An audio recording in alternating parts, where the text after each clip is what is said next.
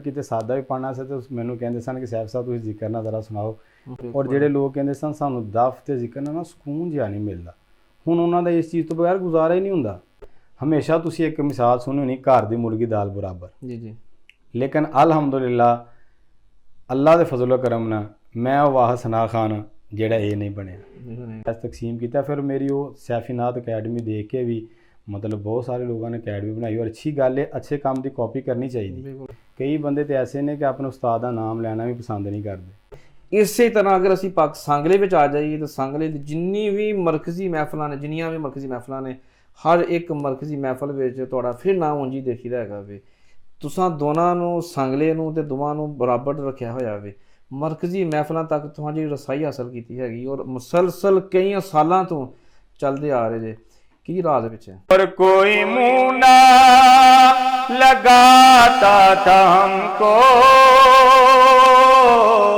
पास तक ना बिठाता था हमको, पास तक ना बिठाता था हमको। बिस्मिल्लाहिर्रहमानिर्रहीम। अस्सलाम वालेकुम नाज़रीन, तुसी भी वेंदे प्रोग्राम गल्लां बातां। अज प्रोग्राम जो तुसी वेख रहे होवोगे तो मैं पाकिस्तान विच मौजूद नहीं होवांगा। पाकिस्तान दे विच आन तो बाद मैं पहला इंटरव्यू मेरे उस्ताद मोहतरम नावल नकीबे महफिल जनाब सैफुर रहमान कादरी साहब नाल कीता सी, जिहड़ा कि उर्दू ज़बान दे विच सी। अज जान लग्या मैं आखिरी प्रोग्राम अपने शहर की एक ऐसी बड़ी नामवर शख्सियत नाल करन जा रहा वां, जिन्हां नाल जिहड़े है तो पढ़े लिखे ने लेकिन उन्हां नाल इंटरव्यू मेरी फरमाइश दे उत्ते पंजाबी विच करांगे ताकि मैं अपने पंजाब की जिहड़ी ज़बान है, अपने पंजाब के कल्चर नूं असीं मज़ीद तकवीयत दे सकीए, उन्हूं बढ़ा सकीए। मेरे शहर की एक ऐसी शख्सियत जिसनों पूरी दुनिया के उत्ते सुनिया मनिया जाता है, जिथे भी कोई नात पढ़ने वाला, सुनने वाला, समझने वाला मौजूद है, चाहे वो पाकिस्तान है, हिंदुस्तान है, दुबई है, कई किसी भी मुल्क में गल कर लो, वो उत्थे उन्हें जाके कलाम पढ़े ने और हमेशा शहर सांगला हिल की इज्जत च उन्होंने इजाफा किया वे। उन्होंने कलाम जो खास तौर पर जिक्र या दफ दे नाल पढ़ते हैं ਉਹਦੇ ਨਾਲ ਇੱਕ ਹੋਰ ਰੌਣਕ ਬਣ ਜਾਂਦੀ ਹੈ, ਲੋਕ ਉਹਨਾਂ ਨੂੰ ਪਸੰਦ ਕਰਦੇ ਨੇ। ਕੁਝ ਲੋਕ ਉਹਨਾਂ ਤੋਂ ਜੈਲਸ ਵੀ ਨੇ, ਜੈਲਸ ਹੋਣ ਦੀ ਕੀ ਵਜ੍ਹਾ ਵੇ ਲੋਕ ਉਹਨਾਂ ਨਾਲ ਮੁਹੱਬਤ ਕਿਵੇਂ ਕਰਦੇ ਨੇ। ਨਾਤ ਕਿਦੋਂ ਪੜ੍ਹਨੀ ਸ਼ੁਰੂ ਕੀਤੀ, ਕਿੱਥੋਂ ਸਿੱਖੀ, ਕਿਵੇਂ ਸਿੱਖੀ ਤੇ ਕਿਵੇਂ ਇਸ ਲੈਵਲ ਤੱਕ ਗਏ ਨੇ, ਹੋਰ ਵੀ ਬੜੀਆਂ ਗੱਲਾਂ ਉਹਨਾਂ ਨਾਲ ਕਰਾਂਗੇ।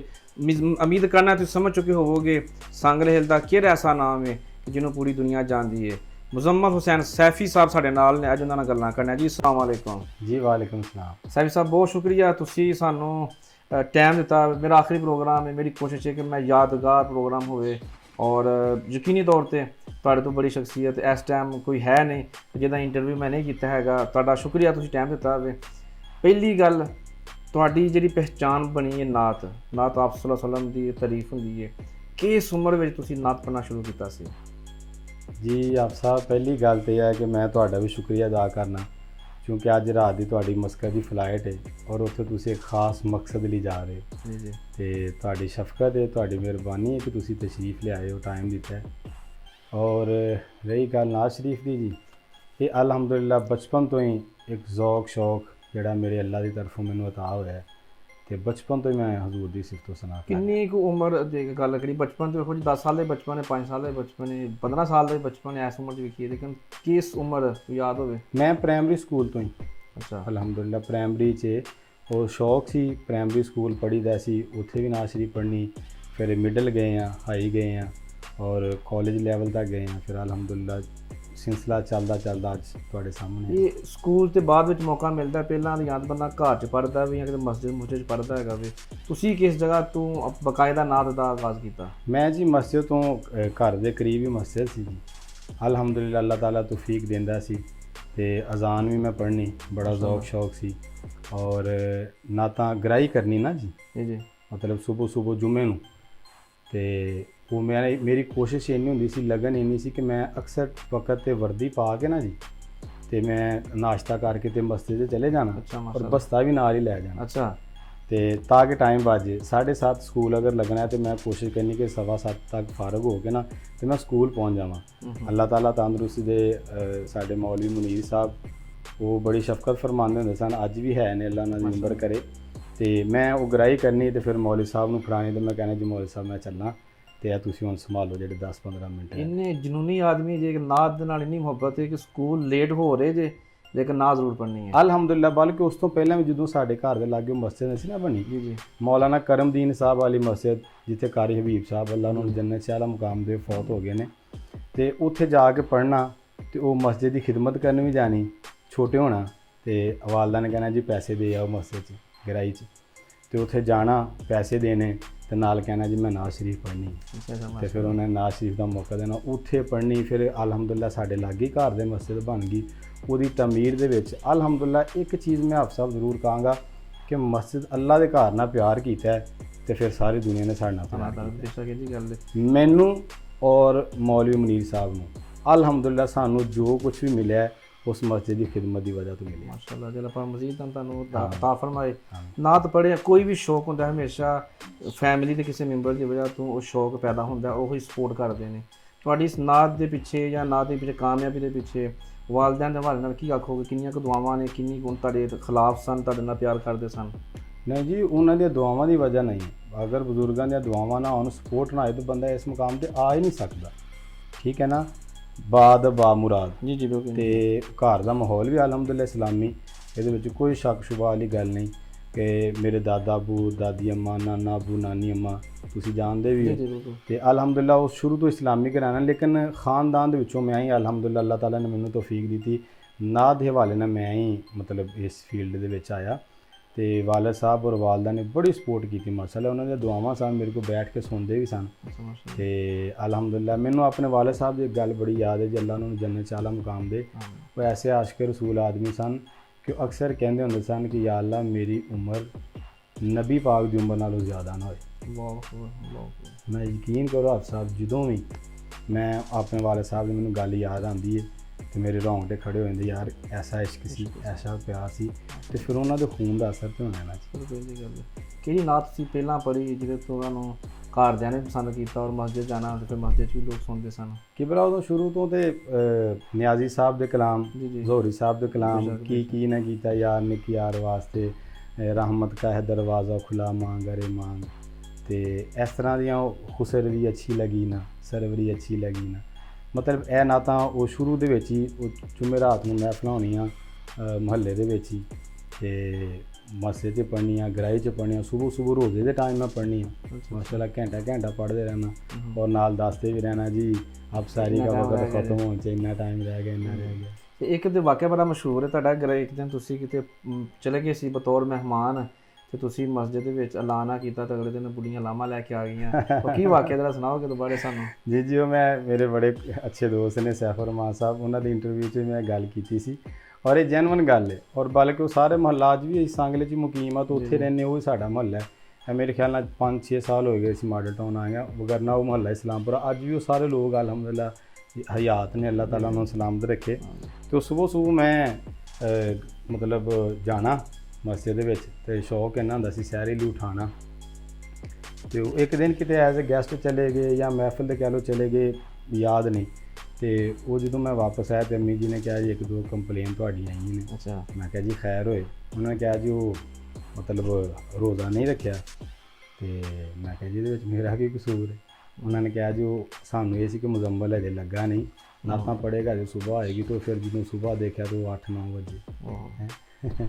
ਬਸ ਉਹ ਇੱਕ ਅਲਹਮਦੁਲਿਲਾ ਅੱਲਾਹ ਤਾਲਾ ਦੀ ਖਾਸ ਕਰ, ਇਹ ਜੋ ਵੀ ਹੁੰਦਾ ਇਹ ਮਾਲਕ ਦੀ ਅਤਾ ਨਾ ਹੁੰਦਾ, ਅੱਲਾਹ ਦਾ ਫਜ਼ਲ ਹੀ ਹਮੇਸ਼ਾ ਬੰਦੇ ਦੇ ਕੰਮ ਆਉਂਦਾ ਔਰ ਫਜ਼ਲ ਹੀ ਮੰਗਣਾ ਚਾਹੀਦਾ। ਜੀ ਗੱਲ ਹੈ, ਤੁਹਾਡੀ ਤਸਵੀਰ ਦੇਖੀਏਗਾ ਪੁਰਾਣੀਆਂ, ਬਲਕਿ ਅਗਰ 2002-3 ਦੀ ਮੈਂ ਗੱਲ ਕਰਾਂ, ਜਦੋਂ ਮੈਂ ਹਿਫਜ਼ ਕਰਕੇ ਬਾਹਰ ਆਇਆ ਤੇ ਤੁਹਾਨੂੰ ਅਸੀਂ ਉਦੋਂ ਮਹਿਫਲਾਂ ਦੇਖਣਾ ਸ਼ੁਰੂ ਕਰ ਦਿੱਤਾ ਸੀ, ਤੁਸੀਂ ਬਕਾਇਦਾ ਸਕੂਲ ਕਾਲਜ ਪੜ੍ਹਦੇ ਪਏ ਸੀ, ਗੌਰਮੈਂਟ ਡਿਗਰੀ ਕਾਲਜ ਦੇ ਵਿੱਚ, ਉਸ ਦੌਰ ਦੇ ਤੁਸੀਂ ਨਾਤਾਂ ਪੜ੍ਹ ਕੇ, ਉਸ ਤੋਂ ਪਹਿਲਾਂ ਨਾਤਾਂ ਪੜ੍ਹਦੇ ਪਏ, ਅਸੀਂ ਤੁਹਾਨੂੰ ਜਦੋਂ ਦੇਖਣਾ ਸ਼ੁਰੂ ਕੀਤਾ ਹੈਗਾ ਵੇ, ਤੇ ਉਸ ਲੈਵਲ 'ਤੇ ਵੀ ਜਾ ਕੇ ਨਾਤਾਂ ਤਾਂ ਪੜ੍ਹੀਆਂ ਨੇ ਕਿ ਜਦੋਂ ਤੁਸੀਂ ਮੁਕਾਬਲੇ ਜਿੱਤੇ ਨੇ, ਇੱਕ ਗਰਾਈ ਦੀ ਮਸਜਿਦ ਵਾਸਤੇ ਮਸਜਿਦ ਜਾ ਕੇ ਨਾਤ ਪੜ੍ਹਨਾ, ਇੱਕ ਮੁਕਾਬਲੇ ਵਾਸਤੇ ਜਾ ਕੇ ਨਾਤ ਪੜ੍ਹਨਾ, ਇੱਕ ਤੇ ਫ਼ਰਕ ਹੀ ਹੈਗਾ ਵੇ ਦੋਨਾਂ ਦੇ ਵਿੱਚ। ਜਦੋਂ ਤੁਸੀਂ ਨਾਤ ਪੜ੍ਹ ਰਹੇ ਸੀ, ਮੁਕਾਬਲਾ ਜਿੱਤਿਆ, ਤਾਂ ਉਦੋਂ ਤੁਹਾਡੀ ਕੀ ਫੀਲਿੰਗ ਸਨ? ਜੀ ਫੀਲਿੰਗ ਤੇ ਤੁਹਾਨੂੰ ਪਤਾ ਹੈ ਕਿ ਪਿਆਰ ਨਾਲ ਤਾਂ ਕੋਈ ਥਾਪੀ ਦੇ ਦੇ ਤਾਂ ਉਹ ਹੀ ਬੜੀ ਵੱਡੀ ਗੱਲ ਹੁੰਦੀ। ਟਰਾਫੀ ਮਿਲ ਜਾਣਾ ਜਾਂ ਮੈਡਲ ਮਿਲ ਜਾਣਾ ਜਾਂ ਸ਼ੀਲਡ ਮਿਲ ਜਾਣੀ, ਤਾਜਪੋਸ਼ੀ ਹੋ ਜਾਣੀ, ਇਹ ਬੜੀ ਖੁਸ਼ਕਿਸਮਤੀ ਦੀ ਬਾਤ ਹੁੰਦੀ ਹੈ। ਔਰ ਇਹ ਪਹਿਲਾਂ ਤਾਂ ਅੱਲਾ ਦਾ ਫਜ਼ਲ ਹੈ, ਫਿਰ ਉਹਦੇ ਮਹਿਬੂਬ ਦੀ ਖਾਸ ਨਜ਼ਰੇ ਅਨਾਇਤ ਕਿ ਬੰਦੇ 'ਤੇ ਅੱਲਾ ਦਾ ਫਜ਼ਲ ਹੋ ਜਾਂਦਾ ਹੈ। ਤੇ ਉਹ ਅਲਹਮਦੁਲਿਲਾ ਜਦੋਂ ਬਾਹਰ ਵੀ ਜਾ ਕੇ ਪੜ੍ਹਿਆ, ਮੈਂ ਦੱਸਿਆ ਨਾ ਮੈਂ ਪ੍ਰਾਇਮਰੀ ਤੋਂ ਪੜ੍ਹਿਆ ਸਾਂ, ਮਿਡਲ 'ਚ ਵੀ, ਹਾਈ 'ਚ ਵੀ, ਕਾਲਜ ਲੈਵਲ ਦੇ ਵੀ ਮੁਕਾਬਲੇ, ਅੱਜ ਵੀ ਕਾਲਜ 'ਤੇ ਮੇਰਾ ਨਾਮ ਦਰਜ ਹੈ। ਮੈਂ ਇਨਸ਼ਾਅੱਲਾ ਤੁਹਾਨੂੰ ਉਹ ਤਸਵੀਰਾਂ ਦਿਆਂਗਾ, ਤੁਸੀਂ ਸ਼ਾਮਿਲ ਕਰਿਓ। ਔਰ ਉਦੋਂ ਸਾਡੇ ਇਲਾਕੇ ਦੇ ਜਿਹੜੇ MNA ਸਨ, ਉਹਨਾਂ ਨੇ ਮੈਨੂੰ ਇਨਾਮ ਦੇ ਦਿੱਤੇ ਤੌਰ 'ਤੇ ਟਰਾਫੀ ਵਗੈਰਾ, ਉਦੋਂ ਵੀ ਉਹੀ MNA ਨੇ ਵੈਸੇ ਤੇ ਆਹ ਮੈਨੂੰ ਵੀ ਹੋਈ ਨੇ ਜੀ। ਤੇ ਉਹ ਅੱਜ ਵੀ ਮੈਂ ਇਨਸ਼ਾਅੱਲਾ ਤੁਹਾਨੂੰ ਤਸਵੀਰਾਂ ਦਿਆਂਗਾ, ਤੁਸੀਂ ਸ਼ਾਮਿਲ ਕਰਿਓ ਜ਼ਰੂਰ। ਤੇ ਉਹ ਮਤਲਬ ਬਚਪਨ ਤੋਂ ਸਿਲਸਿਲਾ ਚੱਲਦਾ ਫਿਰ ਅਲਹਮਦੁਲਿਲਾ ਅੱਲਾਹ ਤਾਲਾ ਨੇ ਅੱਜ ਤੁਹਾਡੇ ਸਾਹਮਣੇ ਮਕਾਮ ਹੈ, ਤੁਸੀਂ ਤੇ ਇਸ ਚੀਜ਼ ਦੇ ਗਵਾਹ ਹੋ, ਸਾਡੇ ਕੁਲੀਗ ਵੀ ਹੋ, ਪਿਆਰ ਵਾਲੇ ਵੀ ਹੋ, ਇਹ ਆਵਾਜ਼ ਅਲਹਮਦੁਲਿਲਾ। ਸਕੂਲ ਕਾਲਜ ਦੇ ਦੌਰ 'ਚ ਨਾਤ ਪੜ੍ਹਨੀ, ਮਸਜਿਦ ਦੌਰ 'ਚ ਨਾਤ ਪੜ੍ਹਨੀ ਇੱਕ ਹੋਰ ਚੀਜ਼ ਹੁੰਦੀ, ਇੱਕ ਹੁੰਦਾ ਵੀ ਪ੍ਰੋਫੈਸ਼ਨ 'ਚ ਜਾਣਾ, ਉਹ ਜਾ ਕੇ ਯਾਨੀ ਕਿ ਇੱਕ ਕਿਸ ਨੂੰ ਆਪਣਾ ਓੜਨਾ ਵਿਛੋਣਾ ਬਣਾ ਲੈਣਾ ਕਿ ਭਾਈ ਮੈਂ ਨਾਤ ਹੀ ਪੜ੍ਹਨੀ ਹੈਗੀ। ਜਿੱਥੇ ਕਿਤੇ ਵੀ ਵੇਖਣਾ ਮੁਜ਼ੰਮਲ ਸੈਫੀ ਦਾ ਨਾਮ ਲਿਖਿਆ ਹੈਗਾ ਵੇ, ਜਾਂ ਕਾਰੀ ਸ਼ਾਹ ਦਾ ਨਾਮ ਲਿਖਿਆ, ਵੈਸ ਕਾਜ਼ੀ ਦਾ ਨਾਮ ਲਿਖਿਆ, ਜਾਂ ਬੜੇ ਸ਼ਖਸੀਅਤ ਦਾ ਨਾਮ, ਬਲਕਿ ਤੁਹਾਡੇ ਉਸਤਾਦ ਦਾ ਨਾਮ ਹੈ ਮਹਿਮੂਦ ਹਸਨ ਸਿੱਦੀਕੀ ਸਾਹਿਬ ਦਾ ਨਾਮ ਲਿਖਿਆ, ਤੇ ਲੋਕਾਂ ਦਾ ਮਤਲਬ ਹੈਗਾ ਵੇ ਕਿ ਇੱਥੇ ਮਹਿਫਲ ਹੀ ਹੋਣੀ ਹੈਗੀ, ਤਾਂ ਇਹਨਾਂ ਦਾ ਨਾਮ ਲਿਖਿਆ ਹੈਗਾ ਵੇ। ਇਸ ਫੀਲਡ ਵਿੱਚ ਜਾਣ ਵਾਸਤੇ ਤੁਹਾਡੇ ਅੰਦਰ ਜਿਹੜਾ ਖਿਆਲ ਸੀ ਕਿਦੋਂ ਪੈਦਾ ਹੋਇਆ, ਜਾਂ ਕਿਸੇ ਨੇ ਤੁਹਾਡੇ ਅੰਦਰ ਖਿਆਲ ਪੈਦਾ ਕਰਵਾਇਆ ਕਿ ਮੁਜ਼ੰਮਲ ਇਹ ਕੰਮ ਕਰ ਰਹੇ, ਤੂੰ ਬਹੁਤ ਅੱਛਾ ਕਰ ਸਕਣਾ ਹੈ? ਜੀ ਮਾਸ਼ਾਅੱਲਾ, ਜਦੋਂ ਮੈਂ ਬਾਹਰ ਮਹਾਫਲਾਂ 'ਤੇ ਪੜ੍ਹਿਆ ਅਤੇ ਫਿਰ ਲੋਕਾਂ ਨੇ ਬੜਾ ਲਾਈਕ ਕੀਤਾ, ਪਸੰਦ ਕੀਤਾ, ਅਤੇ ਮੈਨੂੰ ਮਾਸ਼ਾਅੱਲਾ ਹਰ ਮਹਿਫਲ ਦੇ ਬੜਾ ਅੱਛਾ ਲੋਕਾਂ ਨੇ ਰਿਸਪੌਂਸ ਦੇਣਾ, ਅੱਲਾਹ ਤਾਲਾ ਦਾ ਬੜਾ ਕਰਮ ਹੋਇਆ। ਅਤੇ ਫਿਰ ਘਰੋਂ ਵੀ ਬੜੀ ਸਪੋਰਟ ਸੀ ਜੀ, ਮਤਲਬ ਮੇਰੇ ਤੋਂ ਕੋਈ ਪ੍ਰੈਸ਼ਰ ਨਹੀਂ ਸੀ, ਕੋਈ ਕੰਮ ਨਹੀਂ ਸੀ ਹੁੰਦਾ ਨਾ ਕਿ ਬੰਦੇ ਨੇ ਕੋਈ ਦੁਕਾਨ ਹੁੰਦੀ ਜੀ ਉੱਥੇ ਬਹਿਣਾ, ਜਾਂ ਮੋਬਾਈਲਾਂ ਦੀ ਦੁਕਾਨ 'ਤੇ ਬਹਿਣਾ, ਉਹ ਕੋਈ ਚੱਕਰ ਨਹੀਂ ਸੀ। ਅੱਲਾਹ ਤਾਲਾ ਦੀ ਸ਼ੁਰੂ ਤੋਂ ਕਰਮ ਨਵਾਜ਼ੀ ਸੀ।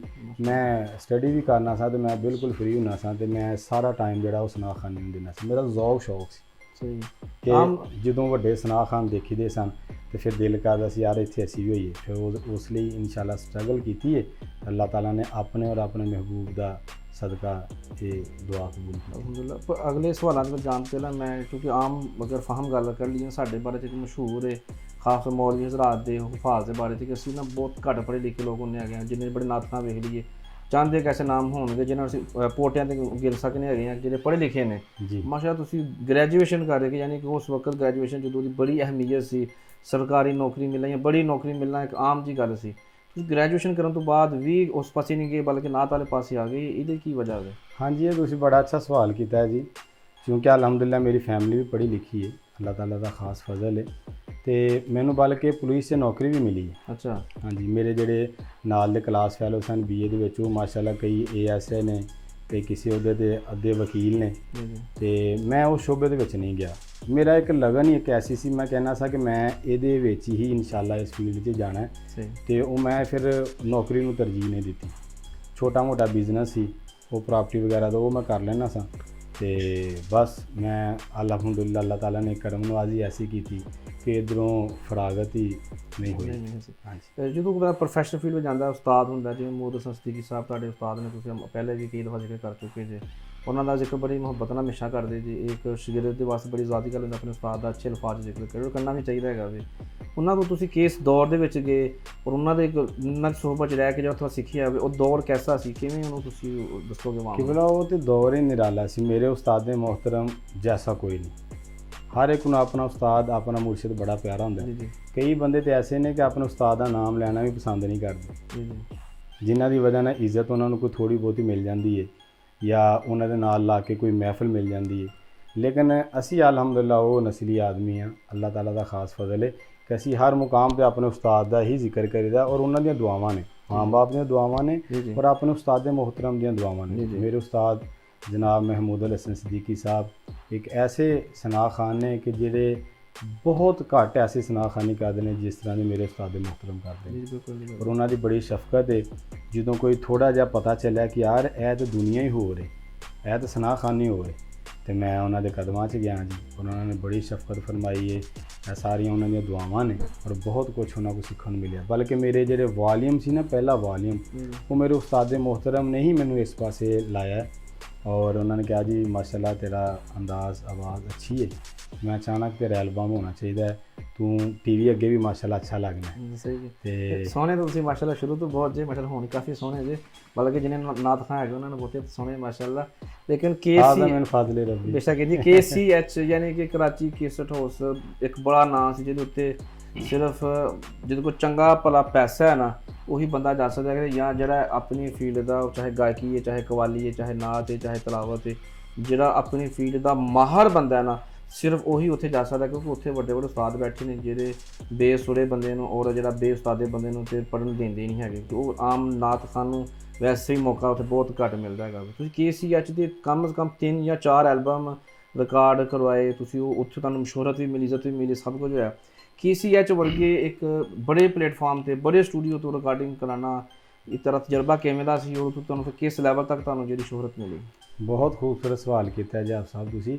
KCH ਇੱਕ ਬ੍ਰਾਂਡ ਹੈ ਜੀ ਜੀ, ਠੀਕ ਹੈ, ਕਰਾਚੀ ਕੇਸਟ ਹਾਊਸ ਕੰਪਨੀ, ਔਰ ਮੇਰੇ ਨਾਲੋਂ ਸਾਰੇ ਅੱਛੇ ਨੇ ਸਨਾਹ ਖਾਨ ਸਾਡੇ ਇਲਾਕੇ ਦੇ ਜਿੰਨੇ ਵੀ ਨੇ। ਮੈਂ ਬੜਾ ਆਜਿਜ਼ ਜਿਹਾ ਬੰਦਾ ਅਲਹਮਦੁਲਿਲਾ, ਤੇ ਉਹ ਮੇਰੇ ਨਾਲ ਸਾਰੇ ਅੱਛੇ ਨੇ, ਲੇਕਿਨ ਕੁਝ ਕੰਮ ਐਸੇ ਨੇ ਜਿਹੜੇ ਉਹ ਅਲਹਮਦੁਲਿਲਾ ਮੇਰੇ ਹਿੱਸੇ 'ਚ ਆਏ ਨੇ। ਮਤਲਬ KCH ਹੈ ਨਾ, ਅਗਰ ਉਹ 3 ਵਾਲੀਅਮ ਤੇ ਸੰਗਲੀ ਦੀ ਸਰਜ਼ਮੀਨ ਤੋਂ ਅੱਜ 2023 ਤੱਕ ਵੀ ਕਿਸੇ ਬੰਦੇ ਦਾ ਵਾਲੀਅਮ KCH ਤੋਂ ਨਹੀਂ ਆਇਆ। ਮਤਲਬ ਅਗਰ ਕਿਸੇ ਦੋਸਤ ਨੇ ਕੋਈ ਛੋਟੇ ਮੋਟੇ ਬਣਾਏ ਨੇ, ਪਹਾੜੀ ਤੇ ਬਣਾ ਲਿਆ ਜਾਂ ਕਰੋਮਾ ਲਾ ਲਿਆ ਜਾਂ ਬੈਠਕ 'ਚ ਬਣਾ ਲਿਆ, ਲੇਕਿਨ ਅੱਪਰ ਲੈਵਲ ਤੇ ਅਗਰ ਉਹ ਕਲਾਮ ਹੋਏ ਨੇ ਤਾਂ ਅਲਹਮਦੁਲਿਲਾ ਮੇਰੇ ਹੋਏ ਨੇ, ਔਰ ਉਹਨਾਂ ਤੋਂ ਅੱਲਾਹ ਤਾਲਾ ਨੇ ਬੜੀ ਇੱਜ਼ਤ ਦਿੱਤੀ ਹੈ। ਉਹ ਫਿਰ ਪੂਰੇ ਪਾਕਿਸਤਾਨ 'ਚ ਹੀ ਉਹਨਾਂ ਦਾ ਜਾਂਦਾ ਸੀ ਨੈਟਵਰਕ। ਅੱਜ ਵੀ ਉਹ KCH ਦੇ ਚੈਨਲ ਤੋਂ, ਉਸ ਵਕਤ ਦੇ ਚੈਨਲ ਤੇ ਚੜ੍ਹੇ ਜਦੋਂ ਸਾਨੂੰ ਚੈਨਲ ਦਾ ਪਤਾ ਹੀ ਨਹੀਂ ਸੀ, ਸਹੀ, ਉਦੋਂ ਦੇ ਉਹਨਾਂ ਨੇ ਚੈਨਲ ਬਣਾਏ ਨੇ, ਔਰ ਉਹਨਾਂ ਦੇ ਬੇਸ਼ੁਮਾਰ ਵਿਊ ਨੇ।